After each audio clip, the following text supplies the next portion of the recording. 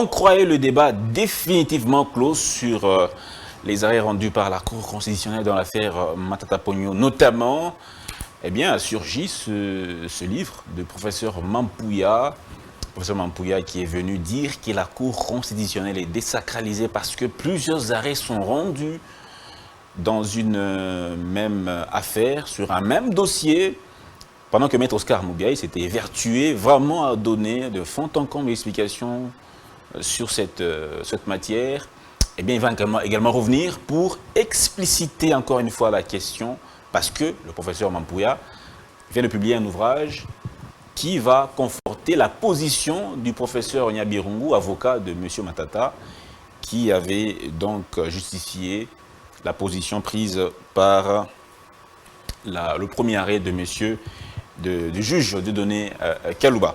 Il y a également cette marche des avocats, des avocats qui ont justement marché pour dire que l'état de droit est en péril, que leurs avocats, que leurs clients n'ont pas tous les droits garantis tels que le définit la Constitution et qu'il est important que cela soit effectivement appliqué. Bien, Maître Oscar Moubiaï va essayer également d'en parler parce que même le chef de l'État s'est exprimé à ce propos. Pour lui, la justice est en train de tuer le pays. Alors, si la justice tue le pays, comment est-ce que nous sommes bel et bien dans un état de droit? Voilà, Maître Oscar Moubiaï va essayer d'expliciter sous cette question. Enfin, nous allons donc clore par différentes analyses qu'il va donner personnelles sur les questions de droit actuellement en République démocratique du Congo. C'est encore un immense plaisir de vous avoir sur notre plateau, Maître Oscar Moubiaï, notre consultant personnel et aussi un avocat, juriste chevronné. Mais vous remettez tout en cause. Vous avez remis en cause la position prise par le professeur Nyabirungu, mais qui vient aujourd'hui d'être confortée par un autre professeur d'université, le professeur Mampouya. Mais vous n'êtes toujours pas convaincu de leur opinion juridique. Quel est votre point de vue à ce sujet, sur l'affaire Matata, déjà qui dit que ces arrêts viennent désacraliser la Cour constitutionnelle, qui est un cours qui est sacré? Merci beaucoup, M. Dan, de me faire encore honneur de m'exprimer juste après la sortie du livre du professeur Mampouya. Vous êtes contre deux professeurs. Vous contredisez deux professeurs, Maître Oscar Moubiaï.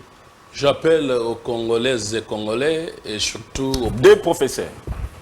J'en appelle aux Congolaises et Congolais, surtout au pouvoir public, de veiller, parce que l'enseignement relève, n'est-ce pas, de l'État, pour pouvoir éduquer une nation, et aux étudiants de ces professeurs, parce que les étudiants doivent avoir un esprit libre.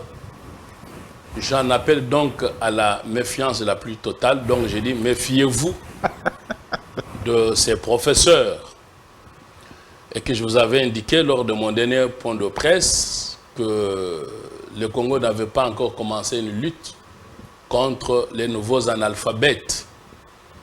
Et je vous indiquais qu'il y a des nouveaux analphabètes, ce sont des intellectuels, certes, mais qui, depuis qu'ils ont fini leurs études, ils ne lisent plus. Et là, nous avons, avec les livres de professeur Mampouya, s'il faut l'appeler ainsi, l'exemple type ou typique de l'intellectuel qui ne s'est pas actualisé, qui est d'un autre temps et qui n'a pas été à la page, et qui n'a pas été mise à jour, qui navigue à vue, ou à contre-courant avec les temps modernes. Pour faire simple et clair et très rapidement, avant d'aborder le livre du prof Mampouya,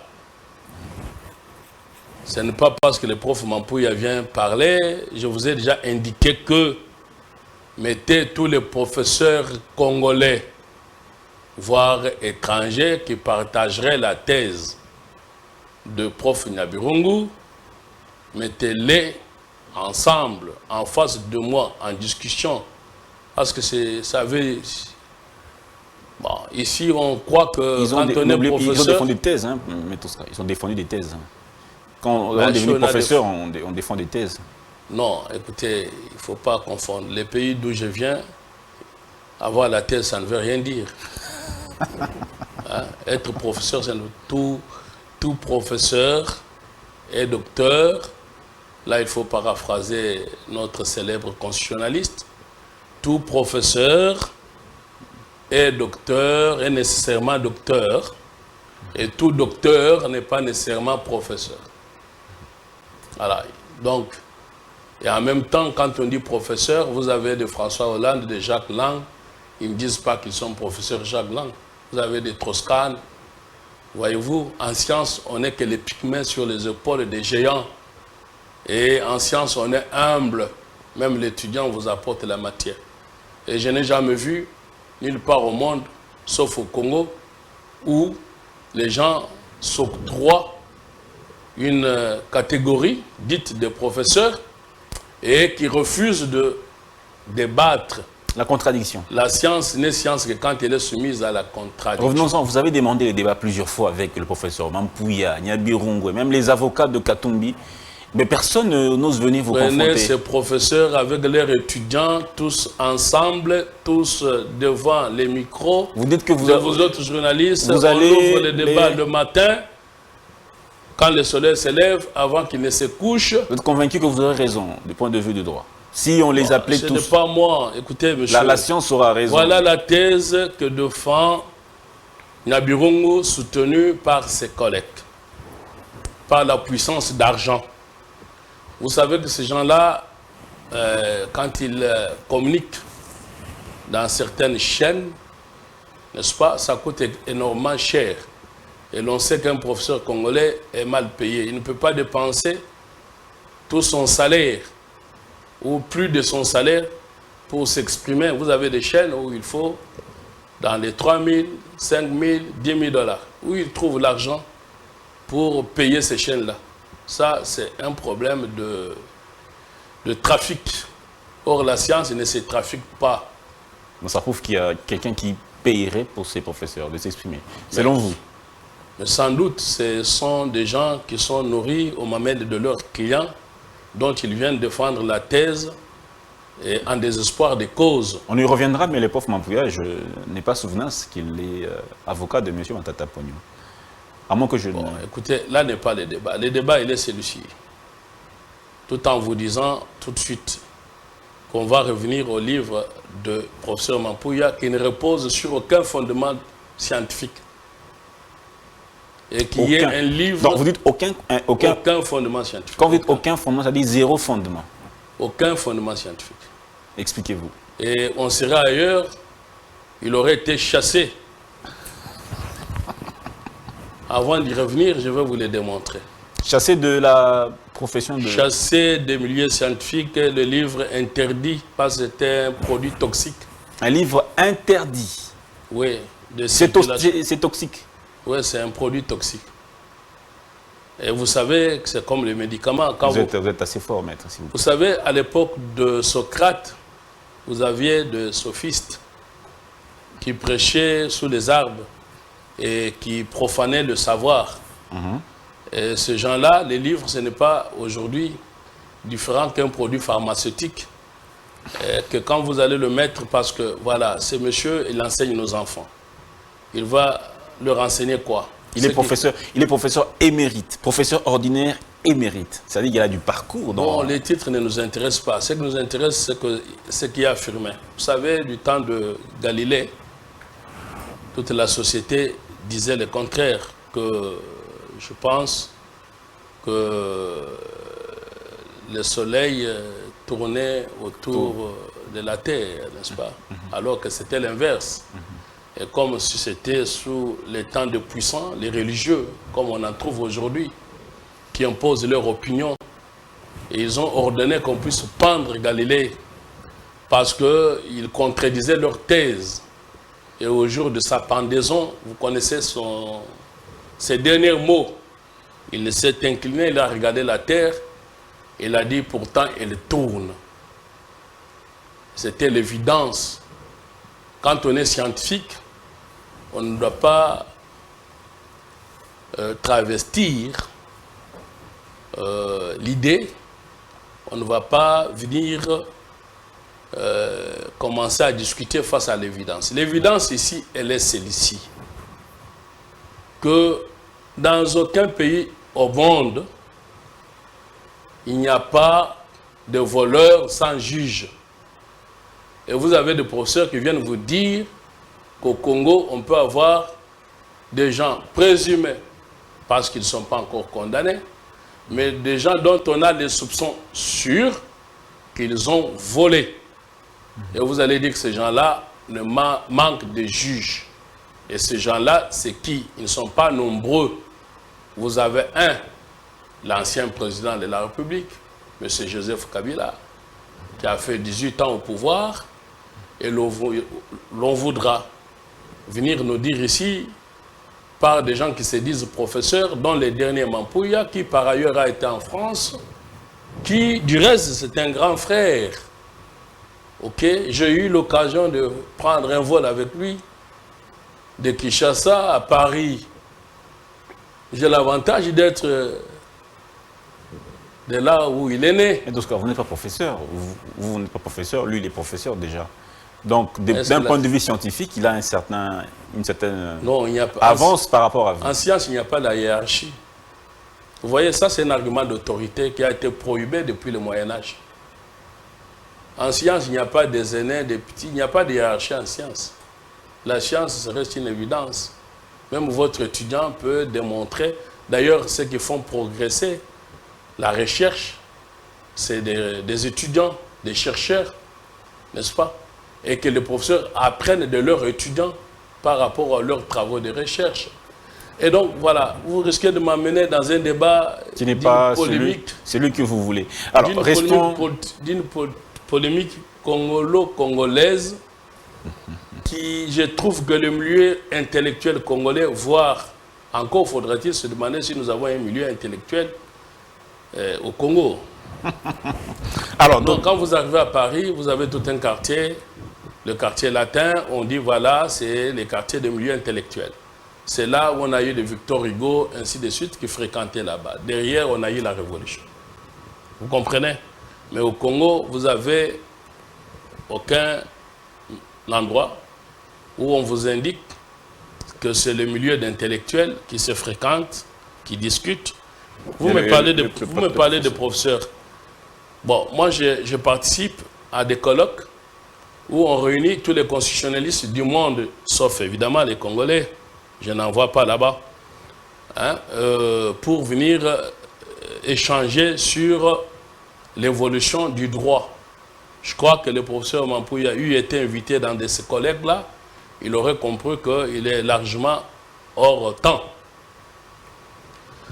Je vais y revenir. Et donc, à ce moment-là, on discute avec des professeurs qui sont simples, hein, Del Perret, par exemple, en Belgique. Hein, je ne peux pas continuer à citer tout le monde. En Europe, on discute avec ces gens-là.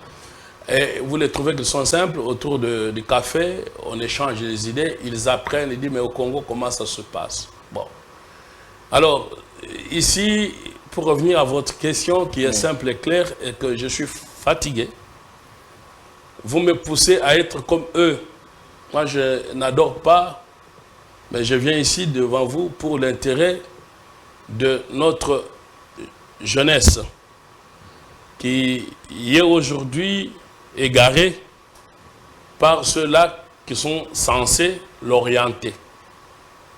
Vous savez que sous Socrate, ces gens comme ça, on le pendait parce qu'on parlait de la perversion de mœurs. La perversion des mœurs, ce n'était pas par rapport aux gens qui venaient appeler les uns les autres à danser, mais les gens qui venaient faire certaines hérésies. Et donc, voilà, nous sommes face à ce danger-là. Et c'est pour ça que je réponds. Sinon, je souhaite que prochainement, que ceux qui m'entendent viennent dire le contraire. De toute façon, moi, ma thèse, elle est simple et claire. Elle est simple en ce que tout le monde qui soutient Matata Ponyo pour dire que ce monsieur est d'une race rare et qu'il serait protégé. Pour soutenir que quand on est ancien Premier ministre, l'on n'a pas de juge. J'ai dit ça, c'est faux. Vous comprenez? Oui, je vous ai démontré la fois dernière dans mon point de presse que cela était faux doublement parce que ça manquait de logique. Simple, hein? Simple logique. Ataba mama zando. Moutoyibi, albi bon, alana jujite. Omoni, il y a la logique. Ata ogeko tangate. Bon, ça c'est ce qu'on appelle la logique. Simple. Maintenant, après, deuxièmement, c'est privé de fondements scientifiques. Tenez, l'on vous dit ceci, que l'article 164, oui. 163, l'article 164 vous dit que la Cour constitutionnelle est le juge pénal du Premier ministre et du président de la République. Nabirung viendra vous dire que mais nulle part on a dit de l'ancien. Et donc pour vous dire que l'ancien Premier ministre peut voler, mais on ne peut pas le juger. Ça manque de logique. Ça choque. Si vous n'êtes pas choqué, si vous n'êtes pas indigné, que les gens qui nous dirigent, puissent voler, mais moi j'en suis indigné et j'en appelle à mes compatriotes de s'indigner. D'où je lance le cri « Indignez-vous ». Matata doit être jugé. Vous avez un problème personnel comme lui, un problème personnel contre Matata? Non, ce n'est pas un problème personnel. C'est comme les rois qui étaient dictateurs avant la révolution bien connue de M. professeur Mampouya. L'on a dit, vous savez qu'en France et en Europe, tous les rois ont été, tous les peuples européens, sauf la France, tout le peuple européen n'a pas tué le roi. Tous les pays européens là n'ont pas tué leur roi. C'est pour ça qu'en Europe, toute l'Europe a une monarchie constitutionnelle. D'accord? Le roi qui était le roi absolu, finalement, ce qui était une monarchie absolue, c'est devenu une monarchie constitutionnelle. Tous les pays de l'Europe, sauf la France. La France a décidé de tuer son roi. Et les philosophes ont dit, cet homme doit vivre ou mourir. Parce qu'il était dictateur pour le mal qu'il avait fait à la France. Pour le mal que Matata doit avoir fait au Congo. Pour détournement d'argent, cet homme doit être jugé. Si je dis ça, je ne vois pas une autre logique qui pourra, au nom de sacro principe scientifique, malheureusement à l'espèce faux, qui viendrait me contredire. Monsieur, mais le professeur Mampouya dit que ce qui désacralise la Cour constitutionnelle, c'est le fait que dans une même affaire, la Cour se prononce plusieurs fois. C'est ça qui désacralise la Cour constitutionnelle. Il se fonde sous l'article 168 de la Constitution, mais ça, sur l'irrévocabilité des arrêts de la Cour constitutionnelle. C'est ça ce qui est inepte. Et on ne peut pas avoir un professeur qui tient ce raisonnement inepte. L'ineptie tient à quoi? Mais Tosca, vous êtes très dur avec le professeur Mampouya. Pas avec le professeur Mampouya. Avec tout le monde qui soutient des choses qui ne... Alors, mais il faut être dur avec ceux qui pensent connaître alors qu'ils ne connaissent pas. Mais le prof Mampouya ne connaît pas. Vous connaissez les philosophes qui disaient tout ce que je sais que je ne sais rien. Vous comprenez? C'est ça le début de la sagesse. Quand on ne connaît pas, on se tait. C'est René Descartes. Le professeur Mampouya, d'abord, n'a pas à s'exprimer scientifiquement parlant dans le domaine qui n'est pas le sien. Il est professeur émérite. Non, mais dans quelle discipline? Permettez que je lise un peu ça. Oui, allez-y, allez-y. Auguste Mampouya Kanou Kachabo, professeur ordinaire émérite, ancien juge ad hoc à la Cour internationale de justice. Ça lui convient. Continuez. Voilà, là, c'est à la Cour internationale. Vous savez pourquoi il était à la Cour internationale? Parce qu'il a fait du droit public international. Mampouya Kanunga est connu scientifiquement comme un internationaliste. Or, ici, nous sommes face au problème du droit interne. C'est pour cela qu'il transpose le droit international en droit interne et d'où la confusion qu'il entretient. Je vous le démontrerai plus loin. Mais dans ce que vous venez de dire, par rapport à tout ça, c'est l'article 168 de la Constitution, qui est la copie conforme de l'article 62 de la Constitution française. Parce que vous parlez de gens qui nous ont écrit ce que nous appelons Constitution, que je considère comme un acte de trahison de notre pays, la fameuse Constitution de 2006. Vous demandez qu'on puisse la respecter quand même. Oui, mais je suis celui-là qui, avec Bossembe, vous le savez, Bossembe m'appelait géniteur de la 4e République. Donc, maintenant, à 6 mois, on ne va pas réviser la Constitution, mais quand on a créé depuis longtemps, on aurait modifié cette Constitution. Je souhaite que le président de la République inscrive dans son programme, au moins lui, il a un programme, parce que ceux qui veulent venir vous dire qu'ils ont des programmes et qu'ils veulent les élections, je trouve que ce sont des aventures. Vous avez suivi Olivier Kamita, ça c'est politique. Ça c'est politique. Non, ce n'est pas le politique. Les droits constitutionnels, c'est les droits politiques. Quand vous dites que... Donc, quand je dis là, c'est les élections. Nous sommes à 6 mois d'élections. Moi, je suis publiciste, cher ami. Nous sommes à 6 mois d'élections. Vous me parlez d'un état de droit. Mais qu'est-ce qui caractérise un état de droit? Parce que votre thèse du départ, vous m'invitez... La loi pour dire que je suis le seul. C'est ça un état de droit. S'il vous plaît. Vous m'invitez pour venir dire que quoi? Je suis le seul à croire encore à l'état de droit par rapport à mon association, l'état de droit en marche, alors que plus personne, voire même les chefs de l'État, ne croient plus en l'état de droit. Bon, c'est ça notre discussion. Vous m'invitez pour dire ça. Moi, j'ai dit, comme Mampouya le dit dans son livre, je dois être le dernier naïf à croire à l'état de droit. Parce que si nous ne croyons plus à l'état de droit, c'est pour qu'on rentre où? À la dictature. Ce n'est pas possible de faire marche en arrière et choisir la dictature. L'état de droit de fait ou réellement l'état de droit? Bon, moi je considère que, contrairement à ce que le chef de l'État dit, vous savez, le chef de l'État, quand il s'exprime, vous dites, bon, il a dit, quand il a dit, bon, il ne croit pas à la justice, il exprime ses sentiments, tous vous dites, la justice n'existe pas. Mais quand il vous dit, croyez à la gratuité de l'enseignement, vous dites, non, il n'a pas réussi ça. Pourquoi vous ne dites pas qu'il a cru à la gratuité de l'enseignement et vous croyez en lui? Autant que, alors le chef de l'État est une institution, nous sommes dans un pays où il y a la séparation des pouvoirs. Lui, il est l'exécutif. Quel est le rôle de l'exécutif? C'est de définir la politique. Et l'exécutif définit, par exemple, la politique pénale, n'est-ce pas, de notre nation. Et la politique pénale, l'on prend un mot simplement pour le cas de Matata. On vous dit quoi? Que celui qui a volé soit arrêté. Cela est inscrit dans la Constitution, dans l'exposé des motifs, au point 6. C'est ce que l'on appelle la lutte contre l'impunité. Et les chefs de l'État mettent tout en œuvre pour lutter contre l'impunité. Je vous ai déjà indiqué, c'est pour ça que je cru en état de droit. Parce que vous voulez bien prendre les chefs de l'État au mot sans comprendre ce qu'il a pu dire et ce qu'il veut. Alors, moi je crie en état de droit parce que je crois que depuis que M. Tshisekedi est arrivé au pouvoir, nous avons l'occasion historique de notre histoire politique congolaise. C'est pour ça que quand moi je parle, vous me dites, mais c'est la politique. Non, mais on ne peut pas parler du droit constitutionnel sans parler de la politique, parce que le droit constitutionnel vient encadrer la vie politique. Et donc, depuis l'indépendance, j'ai dit nos pères avaient trahi notre indépendance. On a vu Lumumba tué. Après ça, nous avons l'occasion maintenant d'avoir l'alternance. Ça signifie quoi l'alternance?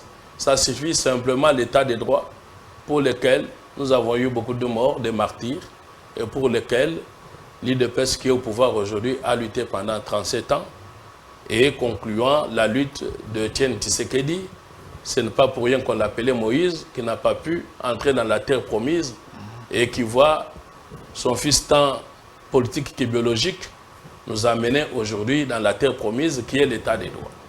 Maintenant, si vous commencez à dire que l'état des droits n'existe pas, vous voulez qu'on aille où? Qu'on retourne à la dictature? Non.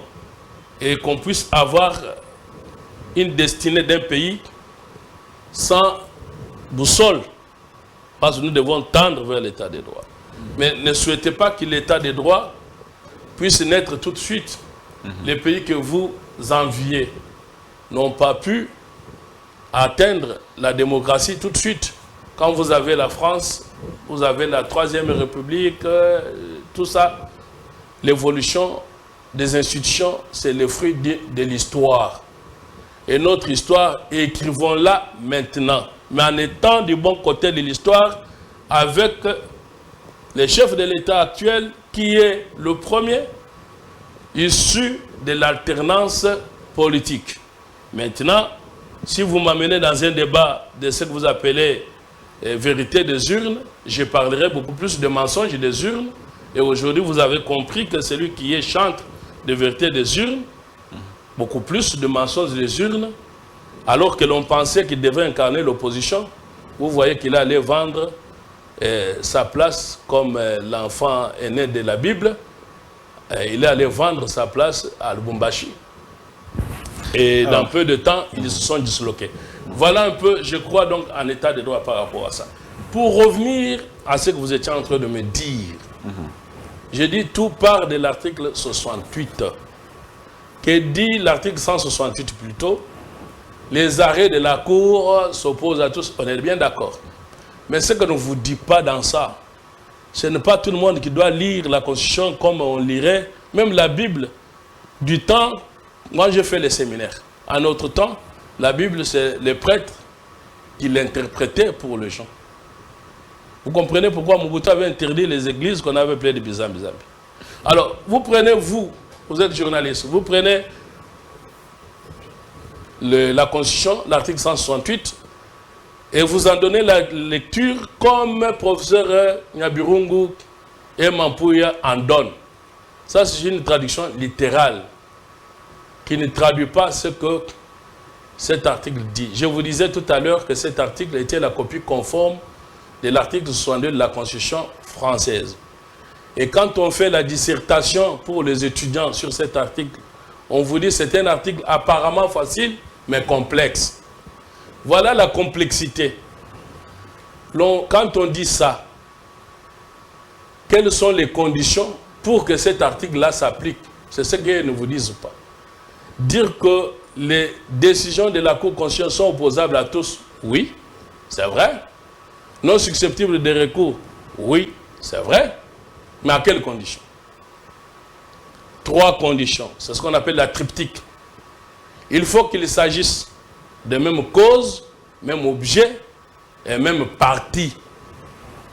Ça veut dire, l'on parle de l'autorité de la chose jugée. Qu'est-ce qu'on entend par l'autorité de la chose jugée? Pour comprendre ça vite, c'est le corollaire du principe qu'on dit non bis in idem. Ça veut dire on ne vient pas 2 fois sur la même chose.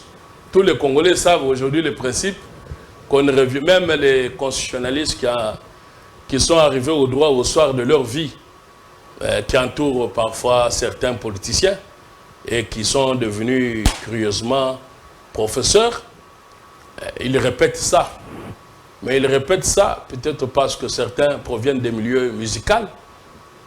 Vous savez, les musiciens, ils ont la volubilité. Parler vite comme Sangra de Conta pour convaincre. Non, ce n'est pas la volubilité de mots, ce n'est pas les biceps. Non, ici, on prouve scientifiquement. Donc, retenez, tout le monde dit, on ne revient pas 2 fois sur la même chose. C'est ça les conséquences de l'article 168. Et voulant intoxiquer notre peuple, les professeurs Mampouya et Nyabirungu viennent vous dire que l'arrêt Kamoleta est revenu sur l'arrêt Kaluba. La réponse est non. Quand on ne peut pas revenir 2 fois, on vous dit bien, pas sur la même chose. La question, est-ce que l'arrêt Kamoleta et l'arrêt Kaluba, c'est la même chose? La réponse est non en droit. Et Mampouya le dit lui-même dans son livre. Mais il arrive à des conclusions erronées. Il commence bien, il chute mal. Ce n'est pas la même chose. Il le reconnaît lui-même. Il n'y a que Nyabirungu le seul à ne pas croire. Alors, dites-nous noir sur blanc. Si vous permettez que je finisse mon raisonnement.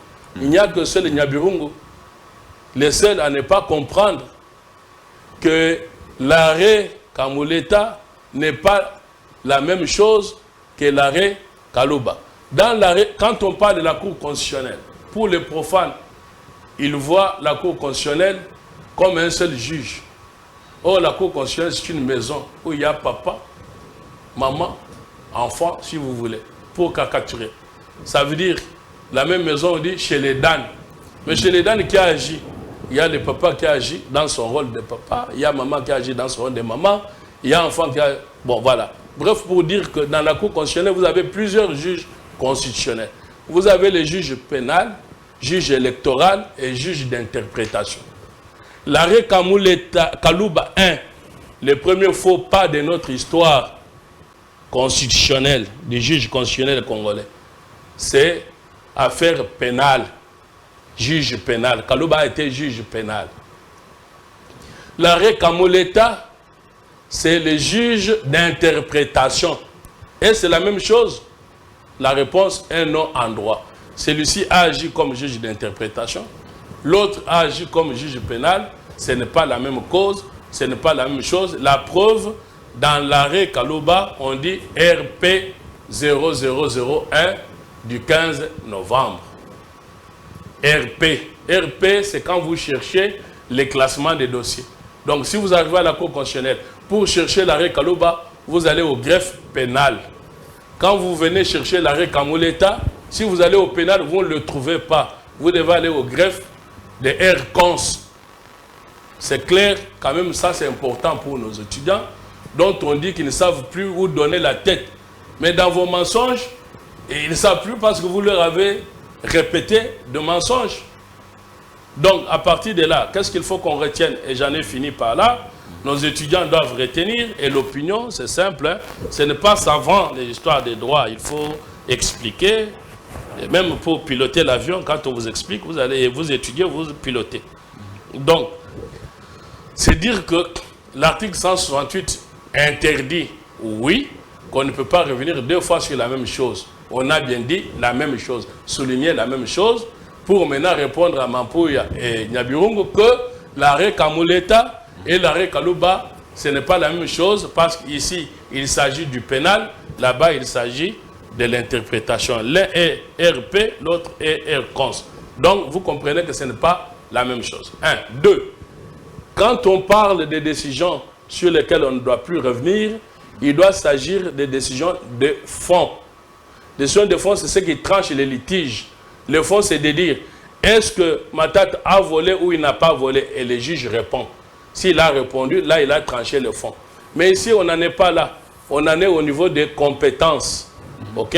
Ailleurs, comme en France, quand un juge se déclare incompétent, il doit désigner qui est le compétent. Mais au Congo, on vous dit, Kalouba s'est déclaré incompétent, donc il n'y a plus de juge. Et donc, le Matata reste libre. Ça, c'est dangereux. Vous ne comprenez pas que ce n'est pas sérieux. Donc, voilà. Maintenant, quand j'ai fini ça, définitivement, j'ai fini pour dire que deux choses. La première, que ce que nous allons aborder ça quand nous allons arriver au livre de M. Matata, parce que M. Matata n'a pas retenu, et contrairement à ce qu'il dit, il y a ce qu'on appelle le bloc de constitutionnalité. C'est quoi le bloc de constitutionnalité? Ce sont des normes supérieures sur base desquelles on examine la conformité. Parce que selon la logique de Kelsen, l'auteur qui a écrit ça, il a conçu la hiérarchie des normes au sens pyramidal. Vous commencez par la norme supérieure, la Constitution. Vous avez la loi, les règlements. Donc, tout ça, pour que ça soit valable ou légal, ça doit être conforme à la Constitution. Une loi qui n'est pas conforme à la Constitution n'est pas valable. Donc, tout doit être conforme à la Constitution. Et donc, pour dire qu'il y a légalité ou pas légalité, on doit examiner, ou constitutionnel ou pas constitutionnel, parce que tout le monde est devenu spécialiste de l'inconstitutionnalité au Congo, ce qui pose vrai problème.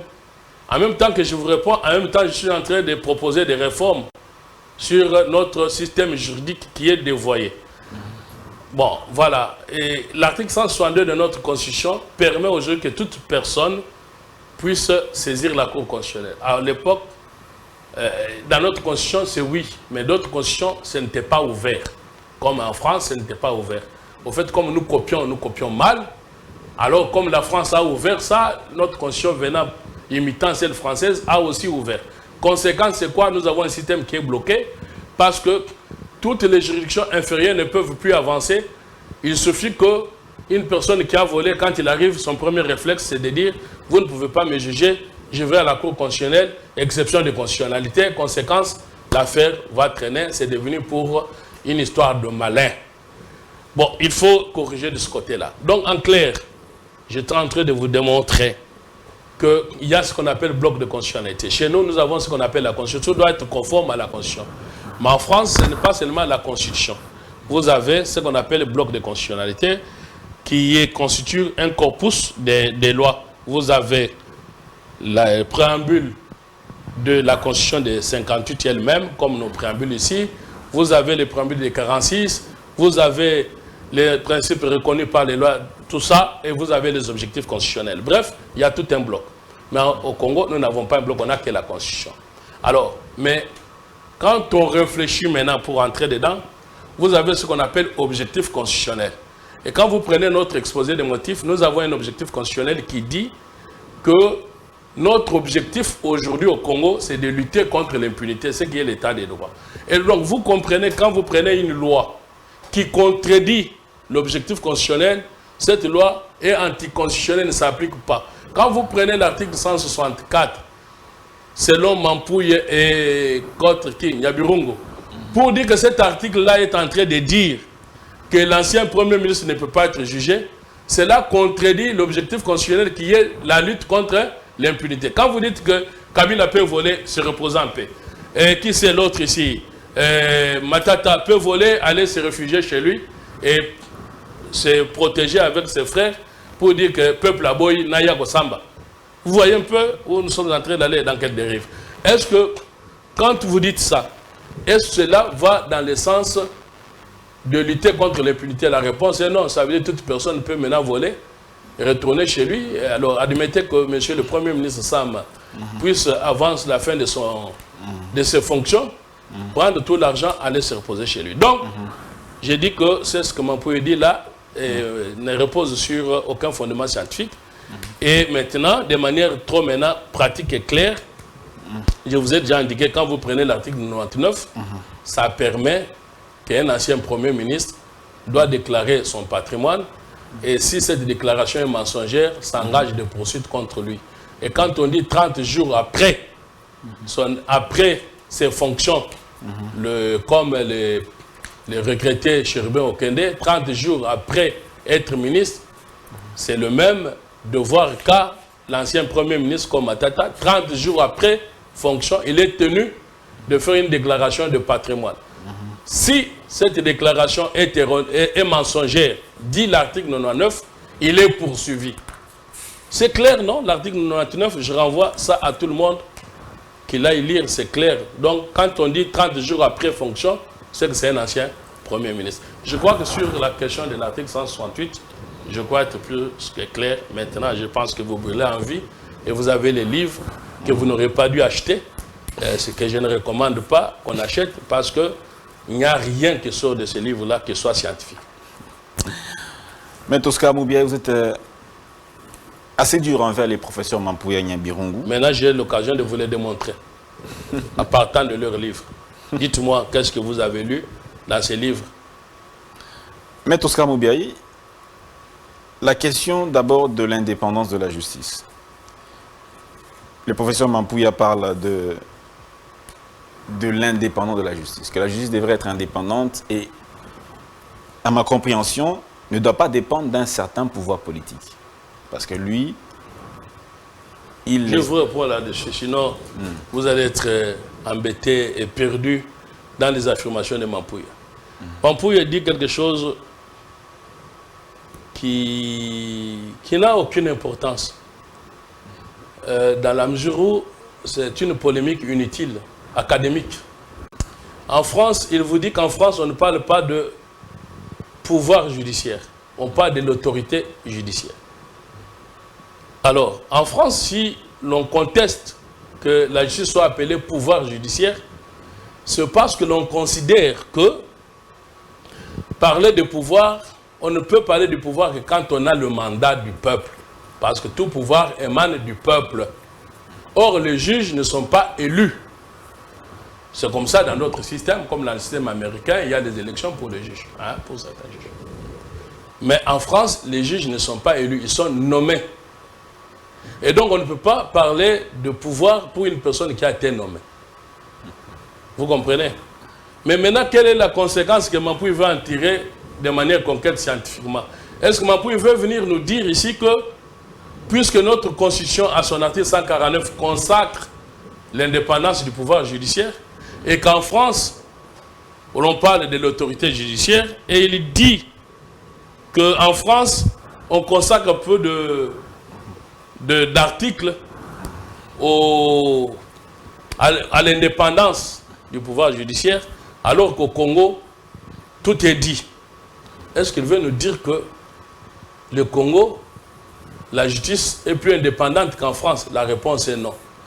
Je vais vous dire, vous avez compris la différence entre pouvoir judiciaire et autorité judiciaire. C'est question de dénomination et d'appellation. Certains qui vous ont connu à votre jeune âge, à l'école, ils peuvent vous appeler « Ah, cher ami, Zinc ». D'autres aujourd'hui vous appellent Dan Chebosembe. Bon, même si votre nom Zinc, ça peut parenter que nous puissions dire qu'il est, nous ramène à la loi Tchani ou pas. Donc, bon, maintenant vous comprenez. Alors, mais quand on dit Zinc, Dan et consort, c'est la même personne. Oui. Vous comprenez? Oui. C'est que vous, en France, on dit Conseil constitutionnel. Au Congo, on dit Cour constitutionnelle. C'est la même chose dans les résultats. Bon, qu'est-ce qu'il veut nous enseigner par là? Rien. Il dit en outre que la Cour s'attribue des compétences non prévues par la Constitution. Bon, sur cette question, est-ce que vous avez au moins compris ça? Oui, monsieur. Bon, Ce n'est pas moi de comprendre, c'est au public de comprendre. Vous avez bien lu. Oui. Vous avez bien lu sa pensée. Oui, oui. Donc voilà un peu, je résume la pensée du professeur Mampouy.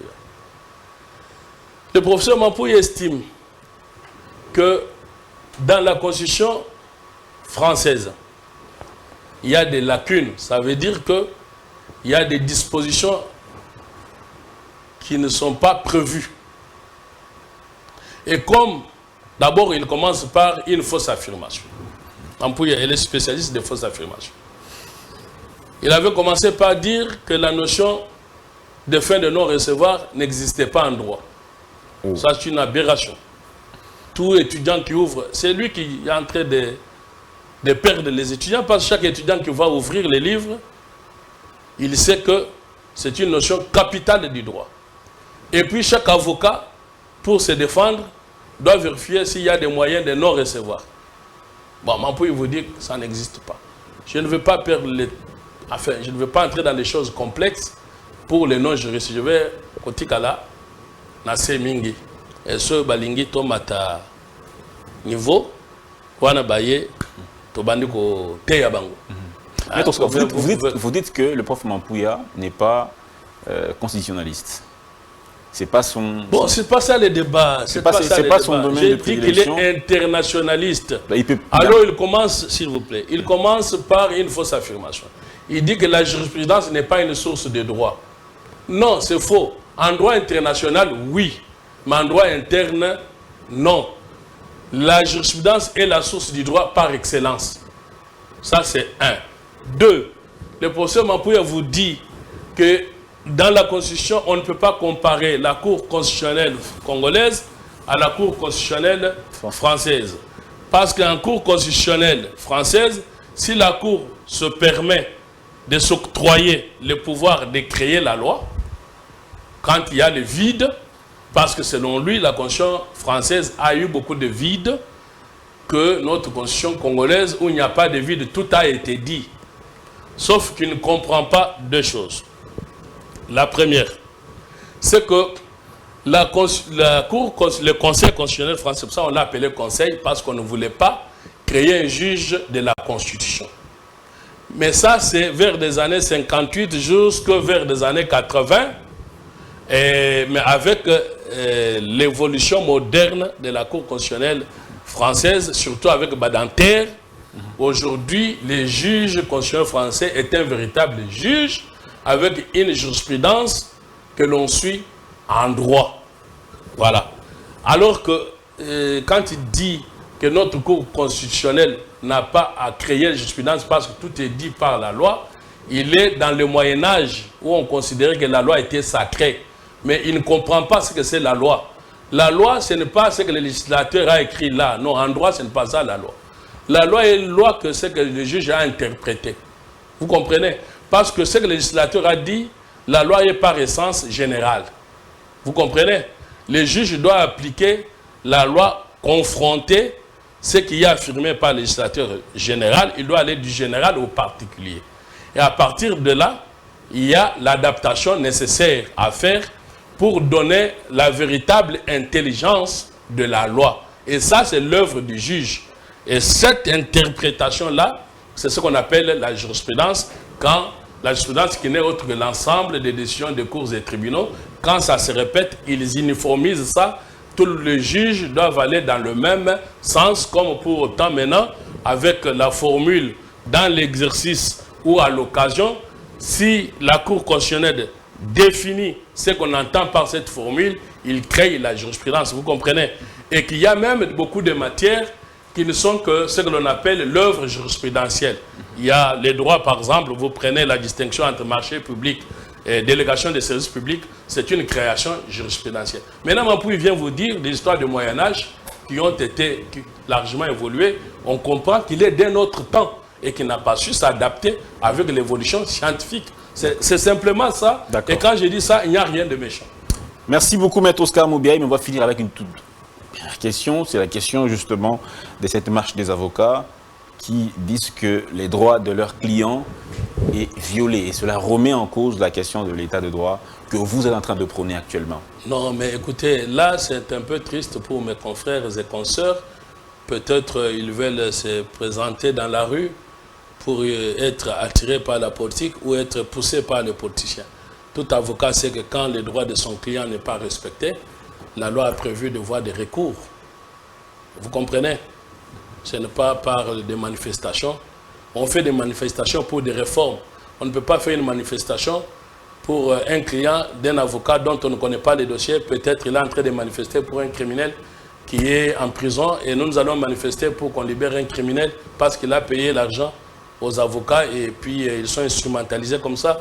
Nous avons en prison des politiciens qui sont en intelligence avec l'ennemi. Nous avons en prison comme M. Matata qui est prévenu, qui est présumé prévenu libre, qui doit être en place, c'est la prison.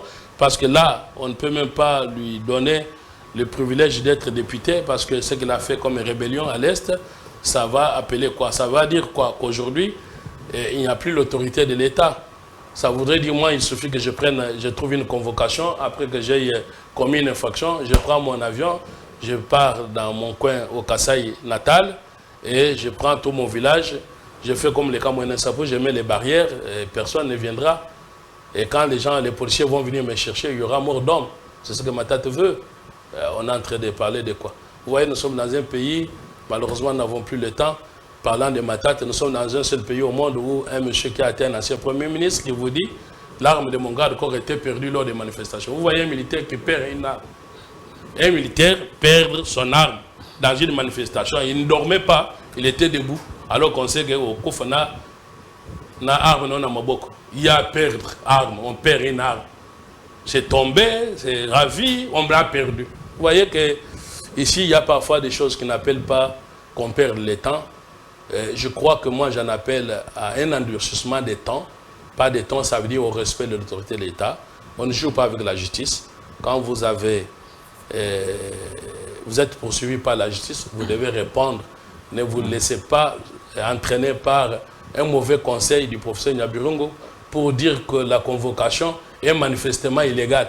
On n'a pas, en tant que justiciable, à apprécier de la constitution ou de la légalité d'un acte d'un juge.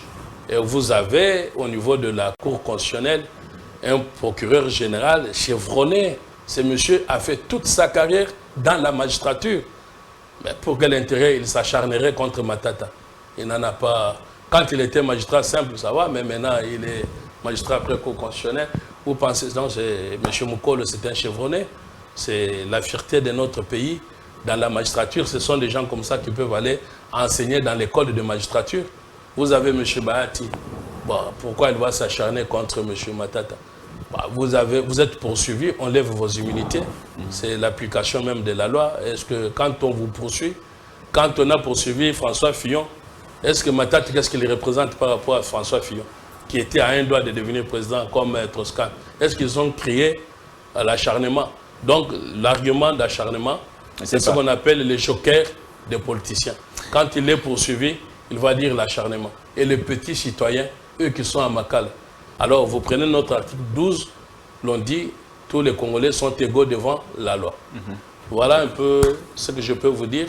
Voilà pourquoi moi je suis pour...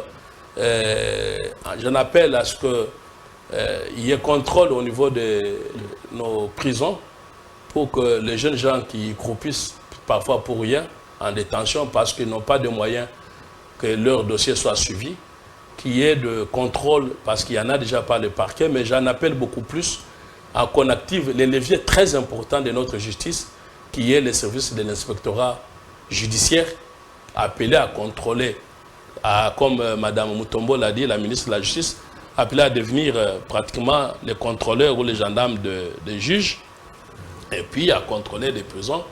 Et on ne peut pas aujourd'hui se complaire. Bon, le chef de l'État dit ce qu'il a dit. Lui, il est de l'exécutif. C'est une institution séparée du pouvoir judiciaire.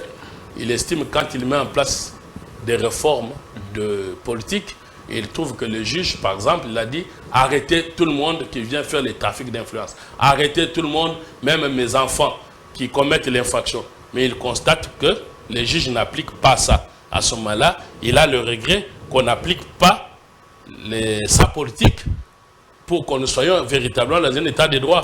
Mais maintenant, on ne peut pas en profiter pour dire que le chef de l'État a dit ben, écoutez, la justice n'existe pas, est-ce que c'est ça le raisonnement? Voilà, je crois que Merci je vous ai beaucoup. répondu. J'insiste beaucoup plus que vous puissiez me faire venir les savants que vous dites. Si on est savant, on doit être humble, on doit discuter avec les profanes que je suis pour qu'on puisse leur apprendre des choses. Merci beaucoup, Maître Oscar Moubiaï. Merci à vous aussi, chers téléspectateurs. Eh bien, Maître Oscar Moubiaï dit que la science doit normalement se discuter. Personne n'a le monopole de la connaissance. Il invite donc ces professeurs qui sont en train de s'exprimer sur cette question, qui sont en charge de ce dossier. Même leurs étudiants, hein, même leurs élèves. J'en ai vu un autre là, votre collègue, un certain monsieur. Pius Romain Roland. Oui, qui s'est dit qu'il est devenu étudiant... En droit. Non, professeur même. Professeur de droit. Oh, ouais, comme il a appris des mampouilles. Bah, si son maître ne peut pas venir, que lui vienne, on va lui dire que son maître l'a menti. Merci beaucoup. Nous espérons que cette émission sera largement diffusée et que ceux qui ont publié cet ouvrage, on n'en fait pas la publicité, hein, on veut juste dire que, professeur Mampouya, votre document ici, inaccepté par Maître Oscar Moubiaï, sa vérité scientifique est remise en cause. Merci beaucoup de nous avoir suivis. Merci beaucoup, Maître Oscar. Merci, chers téléspectateurs. C'est toujours un immense plaisir. On espère très bientôt retrouver une nouvelle fois Maître Oscar Moubiaï dans un autre numéro. Pourquoi pas dans un débat avec ces deux contradicteurs. Portez-vous bien, à la prochaine, toujours sur votre chaîne Congo Buzz TV.